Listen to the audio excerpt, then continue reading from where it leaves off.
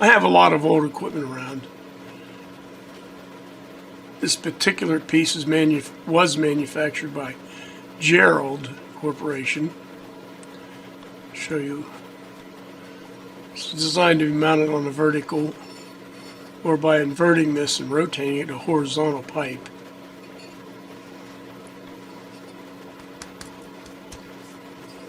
This aluminum enclosure is typical of Jerrold equipment.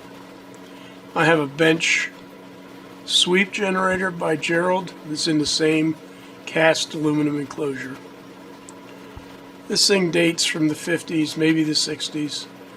At least the Jerrold line dates from the 50s, where World War II surplus airplane aluminum was available scrap. So we consider aluminum rather expensive today, but in the 50s it wasn't. And what this is, turn it around here, it's an antenna preamplifier. It uses F connectors in and out.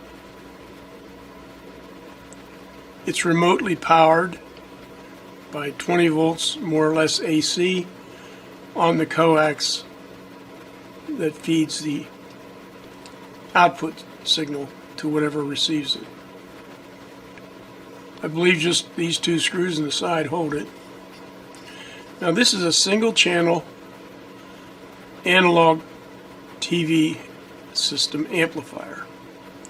And this one is a TRP13, which indicates it should be tuned or operated on channel 13. This is a transistorized device. I've never worked on this. I've worked on Jerrold tube style devices. Let me get this out.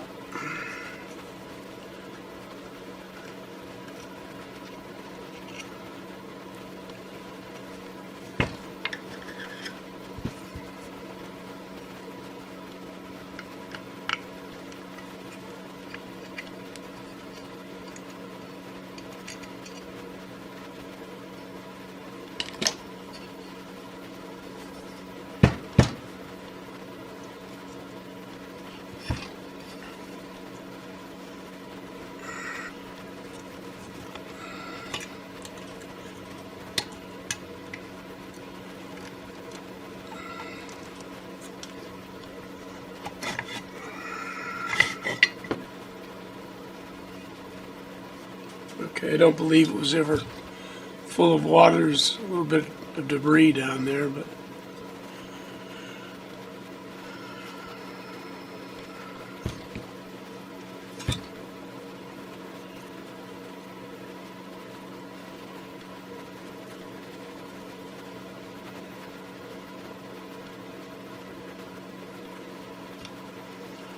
alright, so the antenna input comes in here. This is a series of tuned circuits just past channel 13. Assuming this is factory, it will be tuned to channel 13. And this is the amplifier. And under the amplifier are some more tuning adjustments here and here. The amplifier out.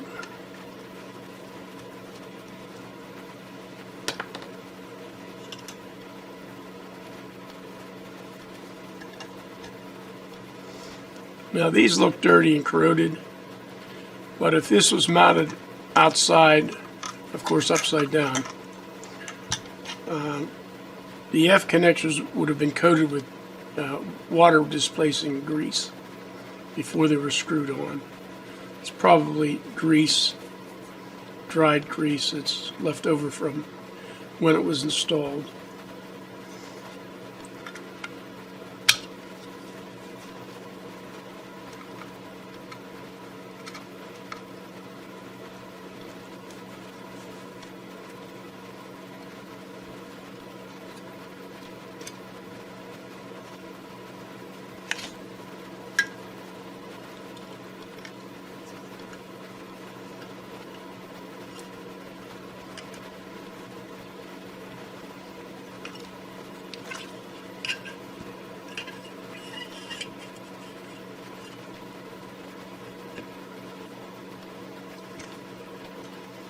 Lots of tuned coils.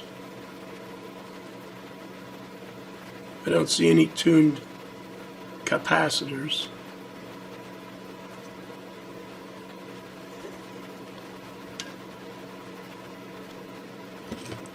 Take this little piece of cardboard off if I can.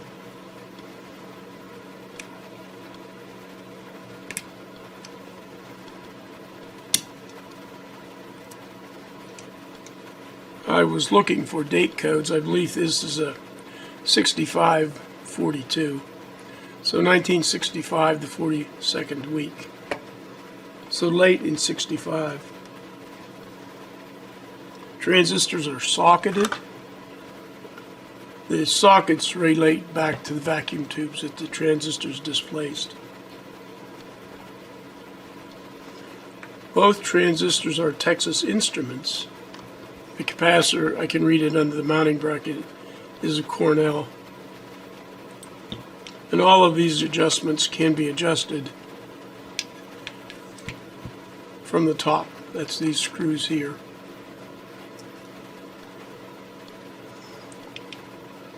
And there's an RCA phono plug here. I don't know why yet. But I was able to find a schematic. This is the input. Some sort of input filter. We've got a PNP transistor, a 2N 2996, a Zener diode reference. So this stage, the first stage, is supplied with 12 volts. And this stage is a 2N1142. And it's supplied at 20 to 25 volts DC. I put the cover back on. Because these transistors are socketed, and that's a holdover from the vacuum tube days, which were just 5 or 6 years before this was built. And this piece of heavy cardboard is there to keep vibration from loosening the transistors in their socket. Now I'm going to power this up. Go back to the schematic. You'll see that this is the RF output jack, the F connector. AC that's coming up here, 60 cycle AC, is blocked by this capacitor pretty effectively. And any RF coming out here is blocked by this coil. So RF just exits. AC coming in, 60 hertz, goes down, and this through a 51 ohm resistor, coil, rectifier. There should be a filter capacitor somewhere. C12 is actually, yep,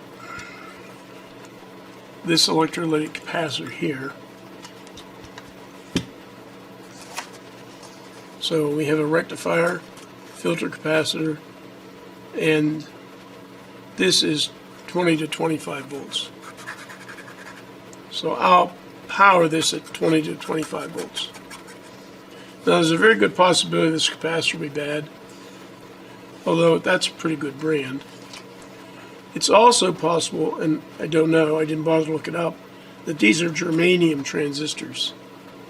So they both may have failed due to a base emitter breakdown. We should be able to tell just by seeing how much current it draws. The tracking generator fed directly into the spectrum analyzer, and you can see I'm putting out a minus 11 decibel signal from the tracking generator.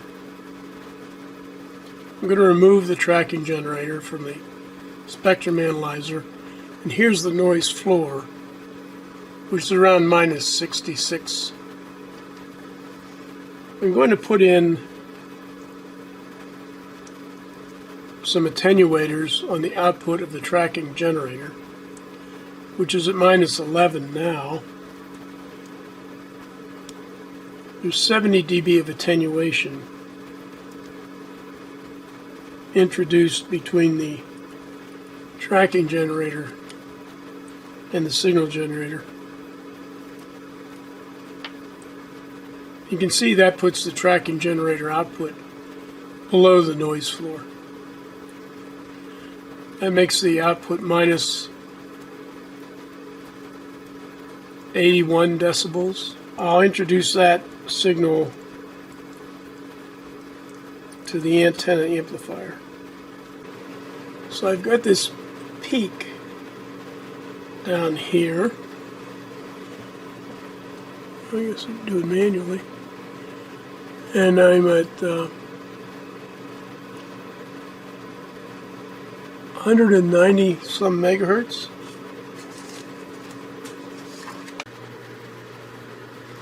I've taken that little blip that was down here on the left hand side of the screen. I've centered it and expanded it.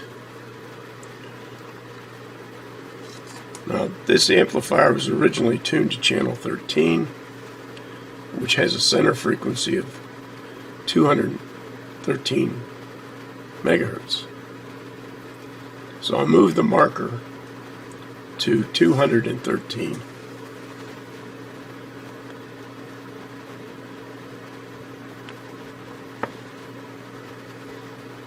And you see that puts the marker pretty far down on this slope here.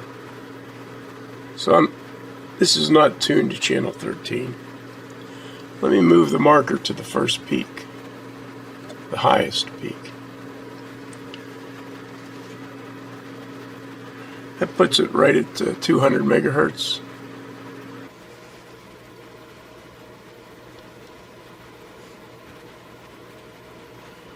That would put it on channel 11.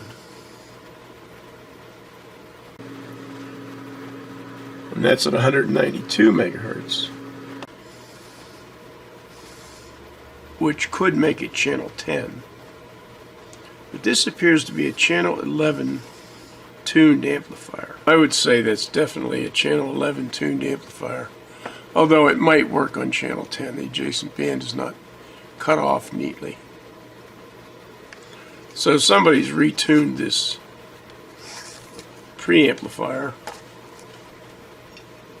Then we have this cryptic note in chalk. If you interpret this as an H, this is a channel 10 preamplifier.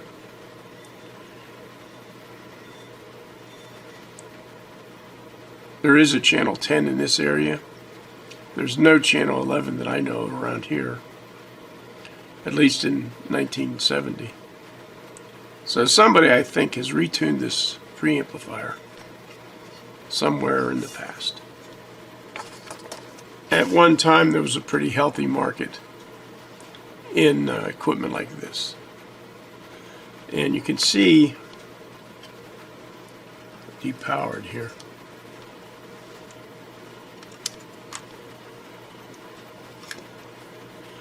That this little bumper down here used to be rotated. And one of the methods of tuning it is to rotate the inside, or rotate the outside, because the inside and the front is fixed. So somebody has rotated this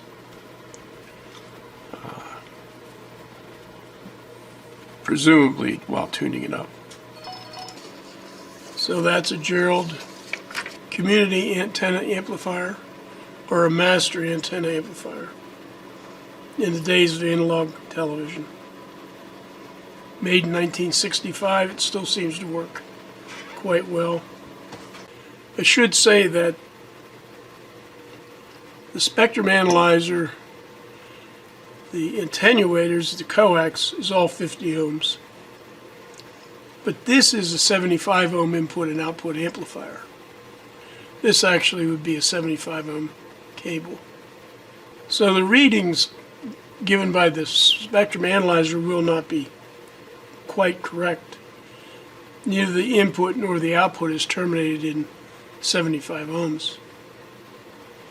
So why 75 ohms and not 50? Or not 100 or 20. I guess in the 30s, Bell Laboratories decided to study coaxial cable and came to two conclusions. The lowest loss impedance would be 70 ohms, 75 to 72 ohms.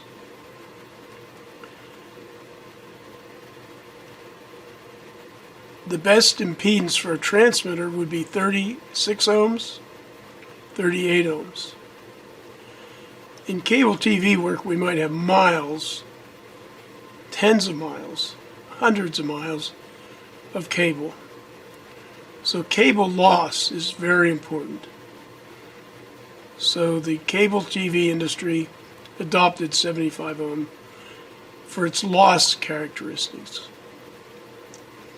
The two-way radio community averaged the 72 or 75 and the 36 ohm and came up with 50 ohms as a transmit and receive compromise. So that's a non-technical explanation of why we have at least two very prevalent impedances in use.